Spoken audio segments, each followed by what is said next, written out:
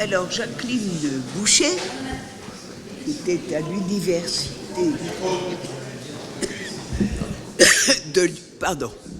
qui était à l'université de Lyon 2,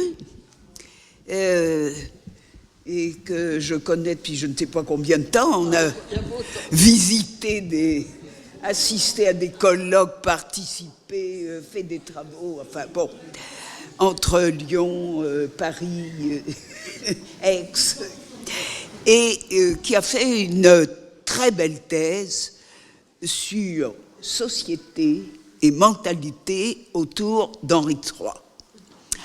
Et elle va vous parler cette fois des rapports Henri III et Brantôme, Concorde et Orage. Oh zut, il faut que je le mette bien. Bon, si c'est nécessaire, j'aime pas beaucoup ce genre d'instrument, mais enfin. Eh bien, lorsque s'est profilé le moment d'intervenir dans ce charmant colloque, je me suis remise à la lecture des œuvres de Brantôme. Je l'avais faite il y a très longtemps, il m'en restait beaucoup de souvenirs, mais enfin j'ai voulu me rafraîchir la mémoire. Et je dois dire, en commençant ce bref exposé, que ce qui m'a frappé en relisant certaines parties des œuvres de Brantôme, c'est l'amertume qu'il manifeste dans la dernière période de sa vie, en apparence, parce que la vieillesse approche, personne n'est gai à cette perspective, mais surtout en répétant, je traduis en français actuel, en répétant sans cesse qu'il avait manqué sa vie. C'est une sorte d'impression de ratage, si je peux me permettre ce terme familier, qui se dégage des impressions de Brantôme dans les 20 ou 25 dernières années de sa vie. On est loin de l'idée d'un joyeux personnage qu'a colporté les dames, etc. C'est un personnage presque tragique à la fin de sa vie. Et ce qui domine dans l'amertume de Brantôme, et il l'a répété de manière explicite à plusieurs reprises dans ses écrits, c'est que ses services, dit-il, auprès du roi de France, n'ont pas été reconnus à leur juste valeur. Ils ont été méprisés en quelque sorte.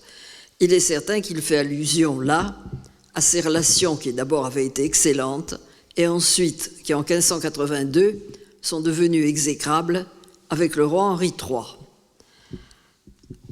En même temps que je relisais les œuvres de Brantôme, je poursuivais mon travail actuel qui consiste à terminer la grande publication que m'a confiée la Société d'Histoire de France depuis les années 1995 à peu près, à savoir de reprendre la publication qui avait été entamée par d'autres que par moi, des lettres du roi Henri III. Car il y avait là, dans l'histoire de France, une lacune incroyable. On a publié très tôt en France, à partir de 1843, les lettres de Henri IV.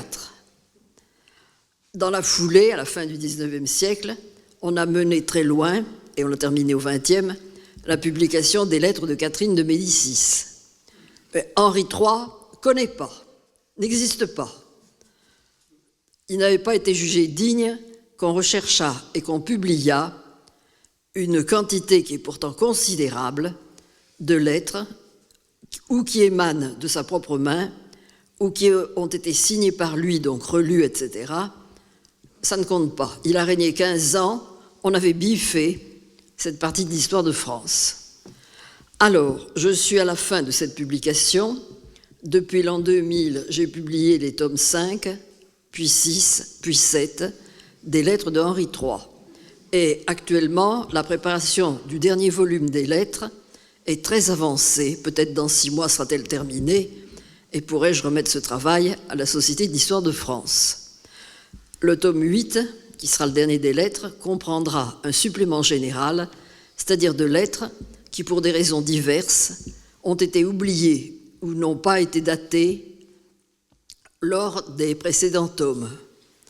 Donc il faut compléter cette lacune. Actuellement, j'approche du numéro 8000 de ces lettres, car chaque lettre porte un numéro. C'est pour faciliter le travail des chercheurs. J'approche du chiffre 8000. C'est dire qu'il ne s'agit pas de petits documents qu'on aurait retrouvé comme ça par hasard à la sauvette en s'acharnant, mais qu'il s'agit de quelque chose de considérable et qui peut révolutionner, et ça a déjà été fait, la vision que nous avons de la France et de son gouvernement à la fin du XVIe siècle. Alors, la rupture entre Brantôme et Henri III prend donc, à la lumière de cette préparation de publication, un intérêt particulier. D'où est venue l'amertume de Brantôme? Est-ce que l'accusation qu'il lance « on a méprisé mes services » est-elle vraie? Je ne veux pas revenir ici sur la vie de Brantôme. Madame Lazare en a redonné les principales étapes tout à l'heure, au début de cette réunion. Je pensais vous présenter la situation de deux manières différentes. D'abord, dans un premier point, voyons Brantôme, des amitiés et des décisions peu raisonnables, et ensuite, Henri III, Brantôme et le sens de l'État. Sans vouloir revenir sur les étapes de vie de Brantôme, je rappellerai qu'il y a eu une circonstance où il a quand même manqué de discernement et qui a pesé ensuite lourdement, il le dit lui-même, sur le reste de sa vie. Et ça ne vient pas d'Henri III. C'est quelque chose qui s'est passé à la fin du règne de Charles IX, lorsque Brantôme était très lié d'amitié avec Philippe Strozzi, ce cousin de Catherine de Médicis, sous les ordres duquel il a servi militairement parlant, et pour qui il avait conçu une grande sympathie. La sympathie était réciproque. Autour de 1568, on est à 6 ans de la mort de Charles IX, qui était encore un jeune garçon à ce moment-là, un adolescent. Les deux hommes, mais à l'instigation de Strozzi, avaient réuni leurs intelligences et leurs forces de caractère pour préparer une entreprise navale, pour laquelle Strozzi avait de grandes connaissances.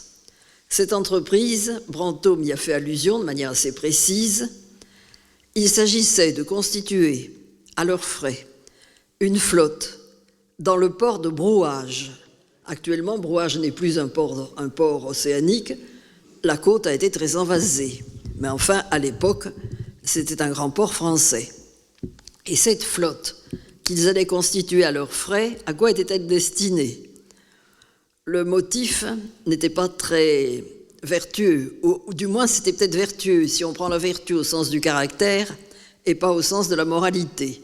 Il s'agissait d'aller guetter dans l'Atlantique une flotte espagnole revenant des Indes occidentales, c'est-à-dire du Pérou.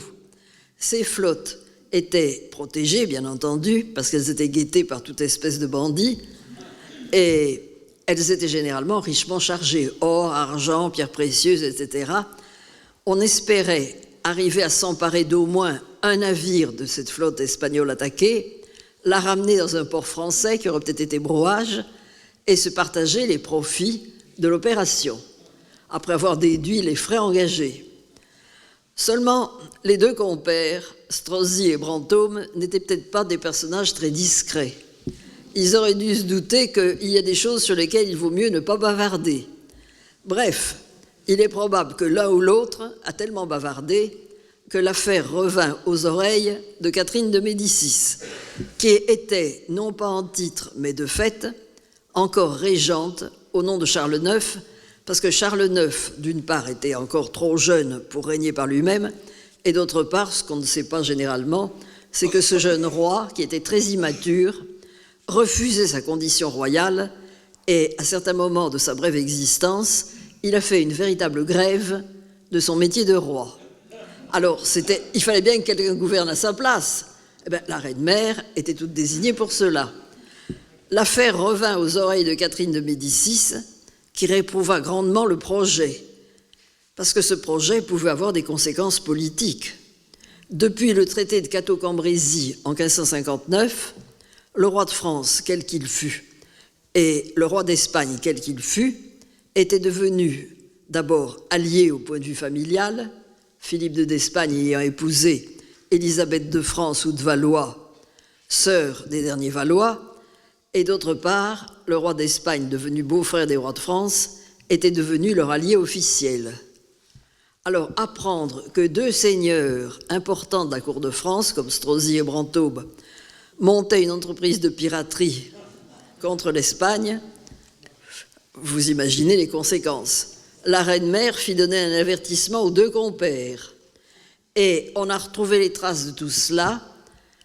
L'éditeur, dans les années 1864-1882, des œuvres de Brantôme, Ludovic Lalanne, avait retrouvé à l'appui de cette histoire interrompue des copies de 3 lettres de la reine-mère, de Charles IX et du futur Henri III, copies faites par un secrétaire d'État, adressées à un personnage qui vivait habituellement en Normandie, Monsieur de la Meilleraye, qui était vice-amiral de France et lieutenant général du roi au gouvernement de la Normandie, pour lui dire qu'il y avait des entreprises qui se préparaient dans l'Atlantique aux dépens de la flotte espagnole revenant des Indes, et qu'il devait veiller, en tant que vice-amiral de France, à empêcher de pareilles tentatives qui ne pouvaient que brouiller le roi de France avec son allié officiel, le roi d'Espagne.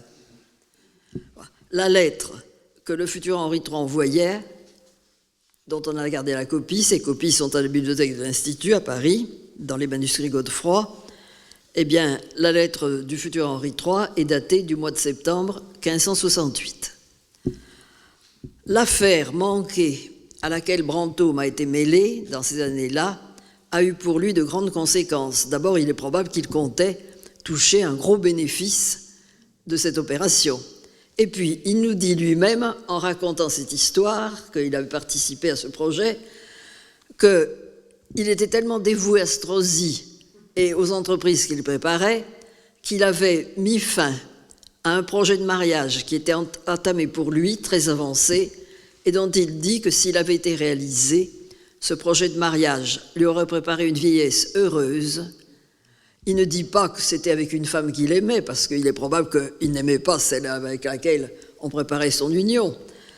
Mais simplement, il veut dire que ce projet lui aurait préparé pour sa vieillesse un établissement, il faut entendre cela au point de vue des intérêts matériels, un établissement intéressant qui lui aurait assuré la paix et de très bonnes ressources à l'époque de son âge vieillissant. Bon, alors, il a sacrifié la proie pour l'ombre. Mais à qui la faute? Il s'est jeté étourdiment dans une entreprise qui était peu honorable et qui aurait dû être très profitable. Bon, finalement, il a fait là un mauvais calcul. Il ne faut pas en faire porter la faute à quiconque. Nous voyons déjà dans cet épisode un aspect de Brantôme qui est celui de quelqu'un qui obéit à ses pulsions. Comme son amitié pour Strozzi était forte et qu'il croyait à la valeur du personnage, peut-être n'avait-il pas tort, pour lui, quand il s'est jeté dans cette entreprise, ça devait aller jusqu'au bout, ça réussirait, et il n'a pas vu là que peut-être ce ne serait pas une entreprise très honorable. Même si plus tard, la reine Élisabeth Ier en Grande-Bretagne ou en Angleterre a protégé tant qu'elle a pu les grands pirates de son époque, à commencer par le fameux Drake, etc. Alors, voilà déjà un épisode où Brantôme apparaît comme impulsif, fougueux, et il prend des décisions qui ensuite lui retombent dessus. Bon, le deuxième malheur de Brantôme, en fait, c'est sa rupture avec le roi Henri III. Je ne vais pas revenir sur les détails de sa rupture. Ceci nous a déjà été présenté par plusieurs des orateurs cet après-midi. Fin 1581, étant très bien à la cour, Brantôme a écrit qu'un jour de mondanité, Henri III, qui lui parlait volontiers, amicalement, familièrement, lui a posé des questions sur l'état de santé de son frère, André de Bourdeille. Il faut dire que Henri III a été un souverain qui a connu un règne tragique, bref, etc. Il a fini assassiné, c'est le premier roi de France assassiné, et c'est néanmoins un souverain qui était, malgré tout ce qu'on a pu raconter après, et qui ne procède d'aucune source sérieuse, un souverain qui était très attentif à toutes les affaires de l'État, qui était même passionné par les affaires de l'État, et qui était remarquablement informé. On le voit au travers de ces lettres que j'ai eu le temps depuis 20 ans de suivre pied à pied, si on peut dire. Il lui vient des renseignements de tous côtés et au besoin, il les provoque, ces renseignements, et il les a. Alors, il lui était venu la nouvelle que le sénéchal du Périgord, M. de Bourdeille, était vraiment en mauvais état de santé. Il a demandé à Brantôme, qui devait savoir la vérité, où en était son frère. Et Brantôme a répondu franchement qu'il allait très mal. Alors, le roi a prolongé la conversation sur la succession du sénéchal du Périgord. Il savait que M. de Bourdeille avait plusieurs enfants. André de Bourdeille avait eu l'ennui d'avoir d'abord 4 filles. Les fils ne sont venus qu'après.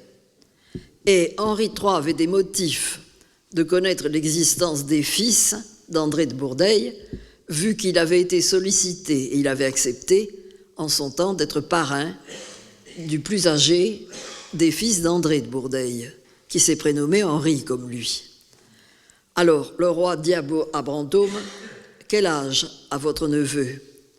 Et Brantôme, assez ennuyé, répond « 9 ans, sire. » « Trop jeune, lui répond le roi. Mais Henri III ajoute « C'est vous que je verrai bien comme sénéchal du Périgord. Je suivrai cette affaire de près. » Et Brantôme a tiré de cette conversation le sentiment que le roi lui était très favorable. En janvier qui suit, janvier 1582, André de Bourdeille meurt. Il est mort, semble-t-il, des suites d'une blessure reçue à quelques combats et qui, selon les méthodes de l'époque, avait été probablement soignée en dépit du bon sens. Seulement, il y a un coup de théâtre qui arrive avant la mort de M. de Bourdeille. M. de Bourdeille savait bien qu'il avait de nombreux enfants qui n'étaient pas encore établis. Aucune de ses filles n'était encore mariée. Il faudrait penser à les marier selon leur rang social. Brantôme a écrit lui-même, à propos de son frère aîné, qu'il était mauvais ménager et un peu joueur. L'état des finances d'André de Bourdeille n'était pas fameux. D'ailleurs, Brantôme a renchéri en disant qu'après sa mort, sa veuve a trouvé pour 200 000 livres de dettes, que grâce à une sévère économie, elle a remboursé peu à peu. Bon. Alors, marier 4 filles qui atteignaient l'âge du mariage, établir 2 fils, ça devenait problématique dans ces conditions. Et il se trouve que la seconde de ses filles, Renée, dont d'ailleurs Brantôme a fait un grand éloge par ailleurs, disant « Je n'ai jamais rencontré aucune femme qui ait plus ressemblé à notre reine Marguerite, Marguerite de Valois, Marguerite de France, qu'elle. » La seconde des filles d'André de Bourdeille avait probablement plu à quelqu'un qui déjà avait conclu, par l'intermédiaire du père, évidemment, ça ne pouvait pas se passer autrement, un contrat de mariage avec elle. En 1579, Renée de Bourdeille avait été promise en mariage. Et promise en mariage à qui? À quelqu'un que M. de Bourdeille avait élevé dans sa maison, qui se prénommait ou se nommait David Bouchard, vicomte d'Aubeterre. Seulement, en même temps que M. d'Aubeterre demandait en mariage Renée de Bourdeille, il avait demandé autre chose à son futur beau-père. Il avait manifesté qu'il lui succéderait volontiers dans la charge de sénéchal du Périgord. Et là, il se fit un calcul dans la tête de M. de Bourdeille que Brantôme a traduit par une formule lapidaire et assez amusante. Il a écrit que ce mariage projetait la charge, dans ce mariage, la charge de sénéchal du Périgord était la moitié du mariage. C'est-à-dire, ça représentait en valeur la moitié de la dot que M. de Bourdeille aurait dû donner à sa fille en la mariant. Alors, il est évident qu'André de Bourdeille a fait rapidement ses comptes et il s'est dit que ce mariage l'arrangerait bien et puis que ça arrangerait ses autres enfants parce qu'en ne déboursant que peu pour marier sa seconde fille, les biens qu'il possédait seraient plus importants pour les léguer à ses autres enfants. Bref, mu par cette considération, c'est évident, André de Bourdeille, avant de mourir, il savait certainement que sa fin était proche, a signé un acte qui était très habituel à cette époque. Il a signé une résignation de sa charge de sénéchal en faveur du vicomte d'Aubterre, son futur gendre. Ce type de transmission de charges publiques était très courant à l'époque. Seulement, ça ne suffisait pas que quelqu'un résigne sa charge, qui était une charge publique, à sa volonté. Il fallait que le roi accepte la résignation. Alors, ça a été le motif de la querelle qui a éclaté en janvier 1582 entre Brantôme et le roi de France, Henri III. Brantôme est venu annoncer au roi, cette fois d'une manière quasi officielle, le décès de son frère. Mais le bruit courait à la cour et Brantôme recueillait les bruits. Le bruit courait à la cour que M. de Bourdeille, avant de mourir, avait signé une résignation. Et bientôt, on vit cette résignation appuyée auprès du roi, c'est-à-dire encouragée, recommandée auprès du roi pour qu'il l'accepte, par deux personnes de la famille de Brantôme, qui n'étaient pas des personnes insignifiantes. Sa tante, Madame de Dampierre, est venue recommander à Henri III d'accepter la résignation. Et Brantôme a dit à cet égard que sa tante s'était conduite là de manière dénaturée. Bon. Et puis, cette dame avait elle-même un gendre qui avait un rôle considérable, non seulement à la cour de France, mais dans l'État français. C'est Alberto Gondi, maréchal et duc de Retz, qui était devenu son gendre. Et ce familier, ce protégé de Catherine de Médicis, très influent auprès d'elle, a été un des rouages essentiels même du règne de Henri III. Dans une négociation délicate, où il fallait envoyer quelqu'un de subtil que rien ne décontenançait, le maréchal de Retz était envoyé automatiquement. C'était un maréchal politique. Il avait été fait maréchal de France, non pas en raison de sa valeur militaire, mais en raison de ses talents politiques. Alors voilà, Madame de Dampierre et le maréchal duc de Retz qui appuient la résignation d'André de Bourdeille. Et Brantôme en avait entendu parler. La conversation commença à tourner au vinaigre entre lui et Henri III. Le roi fit mention de cette résignation. Brantôme lui dit qu'il ne pouvait pas l'accepter. Après ce qu'il lui avait promis, il ne pouvait pas l'accepter. Et Henri III lui répondit simplement que s'il refusait de co-signer cette résignation, c'est-à-dire de l'approuver, de la mettre en exécution, il serait injuste. Il l'avait en effet souvent accordé dans des demandes similaires à d'autres membres de la noblesse française. Et s'il refusait celle-là, ça signifierait qu'il ne voulait plus de telles pratiques. Mais alors, tout le reste de la noblesse française qui espérait bénéficier un jour peut-être d'une telle faveur se dirait « mais ça ne peut plus aboutir alors, il a changé d'opinion ». Il se serait mis, le roi, la noblesse française sur le dos s'il avait refusé la résignation d'André de Bourdeille.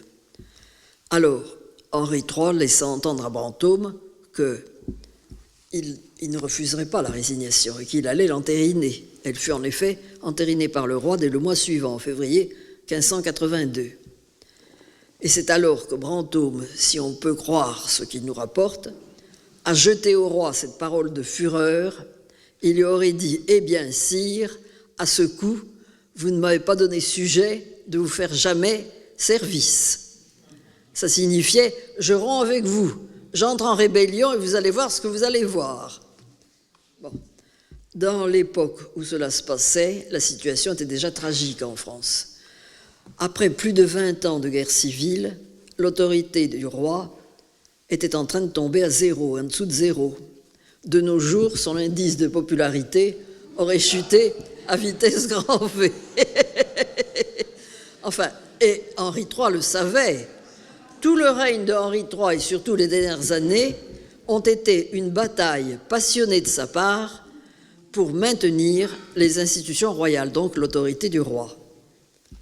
Voilà ce que Brantôme a jeté à la tête du roi. Puis alors, si on le croit, il a fait au Louvre un tapage épouvantable, il est allé partout raconter sa mésaventure, dire que le roi lui avait manqué de parole, et puis le roi n'avait pas reconnu ses services, après tant de services, etc. Voilà ce qu'il essuyait comme refus. Bref, à l'en croire, mais je vois qu'il y a des personnes, dont Madame Cocula, qui ne croient pas à cette scène et qui pensent qu'il a affabulé. Si on croit Brantôme, il a fait un tapage épouvantable. Et c'est là que, sortant en fureur du Louvre, il parcourut les rues de Paris en colère. Il arriva au Gué des Augustins au bord de la Seine. Il aurait jeté dans la Seine la clé dorée qui était son insigne de gentilhomme de la chambre du roi. Voilà. Mais il en gardait 2 ou 3. Bon, il en gardait 2 ou 3. Bon, c'est ce qu'on devrait faire quand on est l'objet d'un cambriolage. On devrait avoir des réserves. Bon. Bon, alors, après cela, que restait-il à faire à Brantôme?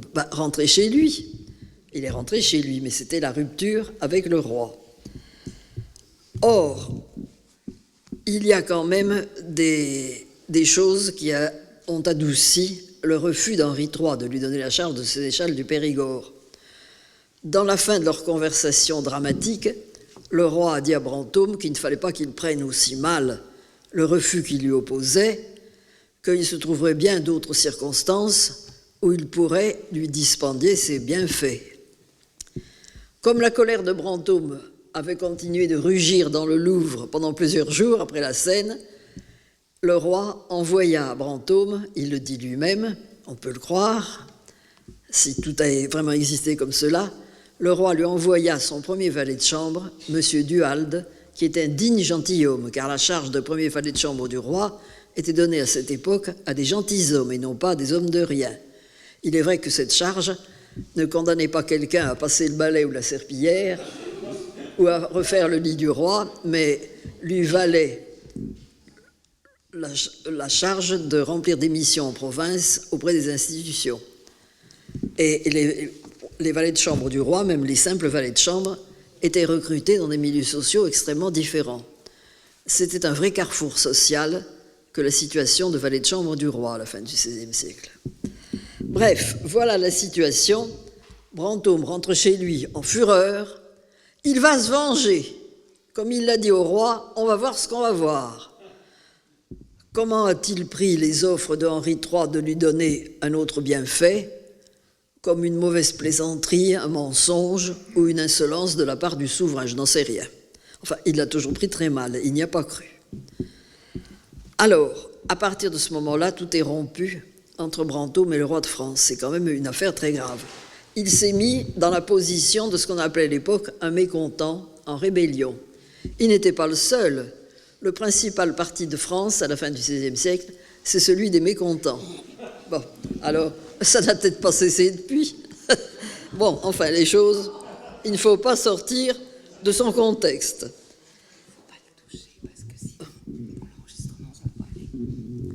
Alors, Brantôme prépare sa vengeance. Pour lui, c'est une situation sans retour. Ici, avant de terminer sur ce premier point, avant d'en venir à Brantôme, Henri III et le sens de l'État, c'est-à-dire la compréhension qu'il a eue de la mentalité du roi, je voudrais faire une comparaison avec quelqu'un qui a connu un sort un peu identique et qu'il a d'ailleurs nommé dans ses œuvres de ci, de là, parce qu'il l'avait connu à la cour.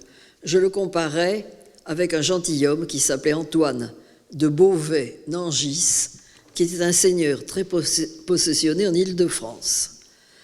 Au début du règne de Henri III, Antoine de Beauvais-Nangis avait fait figure d'un des favoris du roi, ceux qu'on commençait à appeler avec des clins d'œil les mignons du roi, alors que ce mot mignon signifiait à l'époque simplement favori.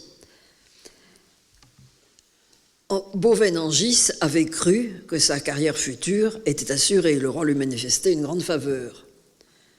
Et puis, il avait vu avec dépit et colère que certains de ses camarades dans la faveur du roi étaient en train de faire une plus belle carrière que lui. Et évidemment, la carrière était très belle. c'est celle qu'ont accomplie les futurs ducs de Joyeuse et d'Épernon, qui, au début du règne de Henri III, étaient des gentilshommes comme Beauvais-Nangis, rien de plus, et des gentilshommes non titrés. La colère et le dépit de Beauvais-Nangis furent grands, mais à l'inverse de Brantôme, il n'est pas allé crier sa fureur au roi lui-même. Il s'est retiré de la cour en pensant qu'il n'avait plus rien à y faire. Il est rentré chez lui à Nangis, en Île-de-France. Il y a passé 3 ans, de 1582 à 1585. Et comme il faisait lui aussi figure de mécontent, dans cette époque troublée où se préparait la révolte de la Ligue avec les Guises, il a reçu des Guises des propositions alléchantes. Brantôme aussi en a reçu, étant revenu chez lui ici. Bref, Beauvais-Nangis a accepté les propositions des Guises, tandis que Brantôme nous dit « Je ne les ai pas acceptées parce que je les savais versatiles ». Qu'est-il arrivé ? On a promis à Beauvais-Nangis que quand le soulèvement armé préparé se produirait, il recevrait un commandement sous l'égide des Guises dans les armées révoltées. La révolte a éclaté en mars 1585, c'est la première prise d'armes de la Ligue. Et à ce moment-là, il est tombé sur les épaules de Beauvais-Nangis une déconvenue épouvantable, comme celle de Brantôme en 1582. On lui a donné le commandement qui avait été promis, mais on lui a indiqué que ce commandement s'effectuerait par quartier dans l'année et qu'il aurait à le partager avec 2 ou 3 autres personnages, ce qui diminuait son importance. Il a vu qu'on s'était à demi moqué de lui. Alors, à ce moment-là, au lieu d'éclater en fureur, il aurait pu éclater en fureur contre ceux qui lui avaient promis cela. Au lieu d'éclater en fureur, mais il était d'un caractère plus calme que Brantôme, il a simplement réfléchi à sa position et il s'est dit qu'il avait suivi un mauvais chemin. Alors, il a abandonné le commandement que les Guises lui avaient donné, il a pris je ne sais quel prétexte et il est rentré de nouveau chez lui à Nangis, en se disant qu'il ferait mieux de se faire oublier.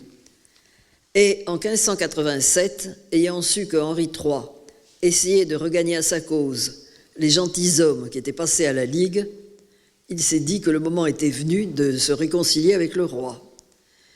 Il s'est présenté à Henri III inopinément, non pas au Louvre ou à Fontainebleau ou n'importe où, mais à Gien, sur les bords de la Loire, en 1587, quand Henri III avait pris la tête de sa propre armée pour aller s'opposer à Gien au passage de la Loire par les armées de Rêtre et de Lansquenet que le futur Henri IV, chef du parti réformé, avait engagé contre lui et qui envahissait la France. C'est un épisode tragique. Henri III a essayé de protéger les provinces françaises de cette invasion de Rêtre et de Lansquenet en sachant quelles horreurs, quelles exactions ces gens commettaient sur leur passage. Il a joué le rôle de roi protecteur du peuple français. L'histoire ne lui a jamais su gré. Et cela lui a même valu une fureur du pape qui, apprenant comment le roi avait repoussé l'invasion étrangère en s'établissant avec des troupes sur la Loire, avait fait négocier par le duc d'Épernon le départ de France de ce qui restait des Rêtres et des Lansquenets venus envahir le territoire et avait réussi. Le pape de l'époque, qui n'est pas un personnage intéressant, le fameux Sixte Quint, qui était réputé pour sa violence, a rugi de fureur en disant « Le lâche ! Il n'a même pas été capable d'aller affronter les armées étrangères. Il a négocié avec elles. Quelle horreur ! Quelle horreur !» Et l'envoyé du roi, qui lui transmettait la nouvelle, lui a dit simplement « Mais enfin, votre sainteté, que devait-il faire ? Mais les combattre et surtout les tuer tous. Les tuer tous. Il ne fallait pas qu'un seul réchappe. Ce sont des hérétiques, ce sont des envahisseurs, il fallait les tuer tous. Mais votre roi est un lâche. » Bon, en fait, Henri III avait réussi. Il avait épargné à beaucoup de provinces françaises, alors que déjà les provinces de l'Est l'avaient subi, l'invasion de ce monde germanique, qui, je le répète, faisaient des abominations sur leur passage que je ne décrirai pas. Bref, la situation était telle. Alors, Beauvais-Nangis arriva à ce moment-là. Il se présenta inopinément à Henri III comme ce roi sortait de je ne sais où, peut-être une église où il avait entendu la messe, peut-être je ne sais où, et il vint lui faire la révérence, comme on disait à l'époque. Henri III lui fit d'abord une mine très froide, du genre « Ah, c'est vous, Beauvais-Nangis, etc., je ne vous ai pas vu depuis longtemps, etc. » L'autre répondit qu'il avait beaucoup tardé, c'est vrai, mais qu'il venait pour offrir au roi ses services. Bon. Et il revint se représenter au roi au moment du dîner de celui-ci, c'est-à-dire au milieu de la journée. Et Henri III, entre-temps, avait réfléchi que Beauvais-Nangis était en train de quitter le camp des ligueurs. Il ne fallait pas le repousser. Un roi aussi politique que lui n'aurait pas fait cela. Et quand il vit Beauvais-Nangis assister à son dîner, il lui fit signe de se rapprocher et, selon les mémoires du fils de Beauvais-Nangis, à qui son père avait tout raconté plus tard, le roi reprit avec lui des conversations familières comme il en avait eu avec lui au début de son règne. Et le fils de Beauvais-Nangis ajoute, au travers de ces conversations, le roi s'aperçut que mon père, pendant sa retraite en 1582-1585 chez lui à Nangis, avait occupé son temps à beaucoup lire et à méditer sur des œuvres de philosophes et d'historiens. Et le trouvant beaucoup plus cultivé qu'il n'était au début du règne, il lui confia de grandes affaires et la carrière de mon père reprit. Voilà. Alors, nous pouvons faire le parallèle entre les deux hommes, Brantôme et Beauvais-Nangis. Mais Beauvais-Nangis n'avait pas éclaté en fureur quand il avait subi des mécomptes de la part du roi. Il était temps pour lui de rattraper l'affaire. Eh bien, il l'a rattrapé. Et Brantôme ne l'a pas rattrapé. Alors, qu'y avait-il, au fond, de profond entre Brantôme et Henri III?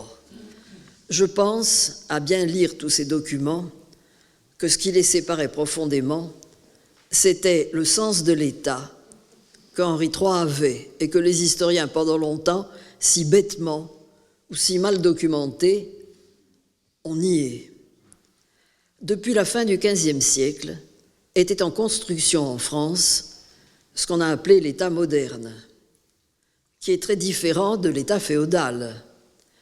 L'ancien suzerain, qui était au sommet d'une pyramide féodale, basée sur les fidélités, les serments, le roi de France n'était plus un suzerain, c'était devenu un chef d'État, comme nous dirions à l'époque moderne.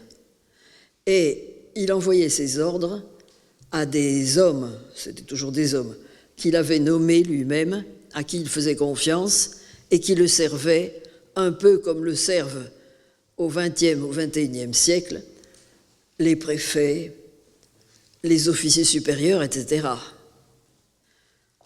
Ça, Brantôme ne l'a pas compris.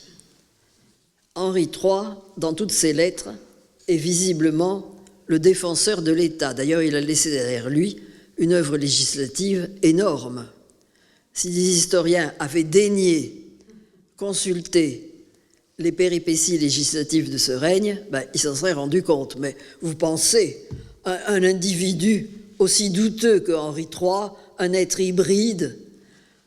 Bref, toujours est-il que depuis la fin du XVIe siècle, l'image d'Henri III qui nous a été transmise, c'est l'image d'un espèce de monstre à qui qu'on ne peut même pas dire s'il était homme ou femme, qu'on se rappelle les invectives d'Agrippa d'Aubigné contre lui, et la propagande ligueuse avait enfourché le même cheval dans sa propagande, et elle a été si bien faite que cette impression d'un être douteux, qui se fiche complètement des affaires de l'État, qui prend un air dégoûté quand on lui présente un texte important à signer, etc., eh bien que tout cela, ce sont des salades, comme on dirait maintenant, qu'on a racontées et que ce n'est pas l'exacte vérité.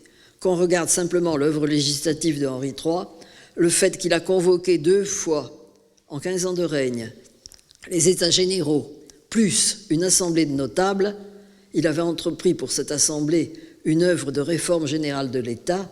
Tout cela nous montre que c'est un souverain qui a été extrêmement attentif et même passionné pour les affaires de l'État et qui a fait les affaires de l'État. Et avec le souci constant qui revient dans toutes ses lettres d'épargner au peuple de France les conséquences effroyables des affrontements civils de son temps. Ce n'est pas l'espèce de monstre que Aubigné nous a décrit, c'est bien autre chose. Bref, Henri III avait le sens de l'État, mais Brantôme n'a pas partagé ce sens de l'État. Est-ce qu'il l'a même senti chez Henri III? J'en doute. Brantôme, en fait, est imprégné de la mentalité féodale. D'ailleurs, il soutient cette mentalité féodale. Il a discuté dans ses écrits de cette notion d'État. Et il a écrit carrément qu'il y a des gens de son temps qui soutenaient l'idée que l'État, qu'il fait coïncider avec la notion de patrie, doit appeler chacun à le servir et au besoin à se sacrifier pour lui. Et Brantôme conclut, en parlant de ces discussions qui avaient lieu de son temps, que tout ça, ce sont des n'importe quoi, et que cette notion de l'État, pour lequel on doit se sacrifier, à qui on doit obéir, c'est une notion qui est soutenue, dit-il, par des philosophes, des législateurs et des rois qui ont évidemment tout intérêt à soutenir ce concept. Quant à la notion de patrie, elle n'existe pas plus chez Brantôme que chez beaucoup de ses concitoyens ou de ses compatriotes. Ça n'existe guère. La meilleure preuve, c'est que dans son esprit de vengeance, oui, il faut que je finisse, dans son esprit de vengeance, quand Brantôme déclarait à qui voulait l'entendre qu'il allait se venger du roi, il raconte également qu'à ce moment-là, donc en 1582-83, il n'avait pas encore eu son accident de cheval, il est allé visiter les ports de l'Atlantique pour voir les faiblesses de leur défense. En effet, pensant à passer au service du roi d'Espagne, après avoir dit que seuls de grands monarques méritaient d'être servis, il voulait se présenter en solliciteur auprès de Philippe II d'Espagne en lui apportant quelque chose de valeur, des renseignements sur les faiblesses de défense des ports français de l'Atlantique. Au XXe siècle, ça se serait appelé préparatif d'une trahison. Au XVIe siècle, non. Dans la mentalité de Brantôme, ce n'était pas trahir. C'était simplement faire payer à un souverain qu'il avait méprisé, disait-il, ce qu'il avait fait. Voilà, se venger. Bref, la situation apparaît complètement insauvable. Bon. Alors, comme je suis obligé de raccourcir beaucoup, mais tout cela se trouvera dans mon texte, eh bien, je vais sauter quelques passages que je voulais présenter et je donnerai à l'appui de ce que je viens de dire simplement une dernière précision à propos de Brantôme. Quand il nous parle dans son testament, en particulier du château de Richemont qu'il a fait bâtir avec soin et dont il dit il a bien une valeur maintenant de 20 000 écus, ce qui est une grosse somme. Il dit que ce n'était pas son projet initial de vouloir construire un château de plaisance, qu'il voulait se bâtir une forteresse à cet endroit. Et une forteresse, pour quoi faire? Pour surveiller, pour contrôler les grands chemins aux alentours. Autrement dit, il voulait revenir au beau temps de l'époque féodale, quand il y avait, par exemple, au nord de Paris, au temps du roi Louis VI le Gros, un seigneur de Coucy ou de je ne sais où, qui bravait le roi de France du haut de son donjon et qui faisait régner la terreur sur les grands chemins. C'est une attitude de grand vassal de l'époque féodale qui entre en rébellion. Bref, la situation était sans issue pour les relations entre Brantôme et Henri III. Je répète, Henri III a le sens de l'État et il a le sens de la patrie. Et dans mon texte, je citerai plusieurs lettres où il montre ce sens de la patrie. On a dit souvent de Henri III que c'était un souverain étranger, vous pensez, avec une mère italienne, et que Henri IV, le bien-aimé celui-là, le bien loué, avait été le seul roi français, le premier roi à avoir le sens français des choses. Mais Henri III, dans ses lettres, et j'en cite au moins 2 dans mon texte, avait ce sens patriotique, très aigu. Et quand Brantôme nous dit, dans ses projets d'aller servir le roi d'Espagne, pour ne pas apparaître comme un transfuge, j'avais projeté de demander auparavant au roi, c'est-à-dire à Henri III, congé pour moi d'aller m'établir hors de France. Mais il a écrit une énormité sans s'en rendre compte. Vu la mentalité de Henri III, s'il avait reçu une pareille requête, il aurait hurlé de fureur en disant « Mais qu'est-ce que c'est que ce traître ?» etc. « Renvoyez-lui sa demande de congé. » Et il ne l'aurait certainement pas signé. Bref, la situation est impossible à trouver une issue parce qu'il y a entre les deux hommes une mentalité qui est foncièrement étrangère. Ils ne peuvent pas se comprendre. Voilà. Alors,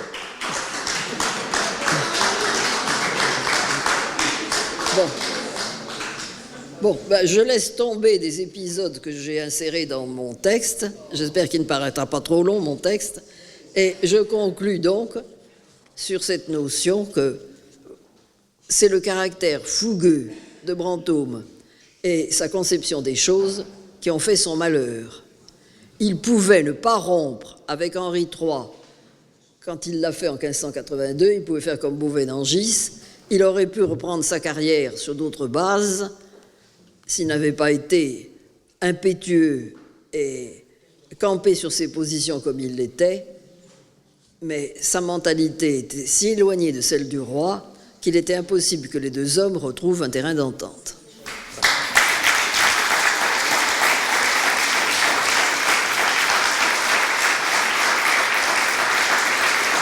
Et j'ai déjà pris beaucoup de temps. Est-ce qu'il y a le temps de poser une question? On va l'enlever.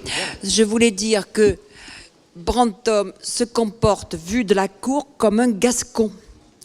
C'est-à-dire que la physionomie des Gascons à la cour de France, elle est considérée comme impétueuse, orageuse, à tel point que le même Brantôme, quand le maréchal de Matignon succède au maréchal de Biron pour pacifier la Guyenne et pour essayer de s'entendre avec le gouverneur qui est Henri de Navarre, le futur Henri IV, que dit Brantôme?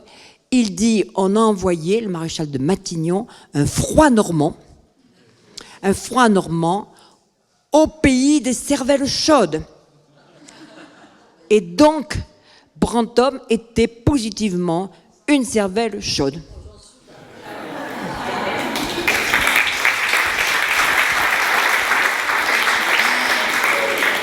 Un grand merci pour ces communications passionnantes.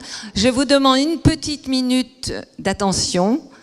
Je voulais rendre hommage, avant que nous nous quittions, à Initiative Patrimoine, qui a fait un énorme travail par rapport à ce cahier de Brantôme, les prémices, comme vous les avez appelées, qui ont été les premières rencontres universitaires de 99. Je sais que vous les avez déjà vues là-bas et que certains les ont déjà achetés. Voilà, je vais passer le micro à notre président d'Initiative Patrimoine. Merci, Madame la Présidente.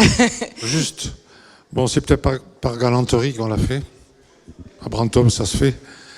Qu'on a aidé l'association, la Société des Amis de Brantôme. Mais c'est parce que le patrimoine nous intéresse, qu'il soit matériel ou immatériel. Il y avait un gros boulot par rapport à ce colloque qui n'avait jamais été édité. Il y avait quelques feuilles, il y avait quelques bandes magnétiques inaudibles. Et heureusement, parmi nous, il y avait un monsieur qui a fait un travail de bénédictin. À Brantôme, ça va très bien aussi, comme la galanterie. Et donc, il est là. Je voudrais un peu qu'on l'applaudisse. Parce que M. Jacquemin a passé des mois et des mois pour transcrire en tapuscrit par rapport au sonore ce que vous pouvez maintenant acheter. Donc, on n'a pas de trou dans tous les colloques de Brantôme. Maintenant, c'est fini. On les a tous. Voilà. Maintenant, il va falloir celui-là, bien sûr.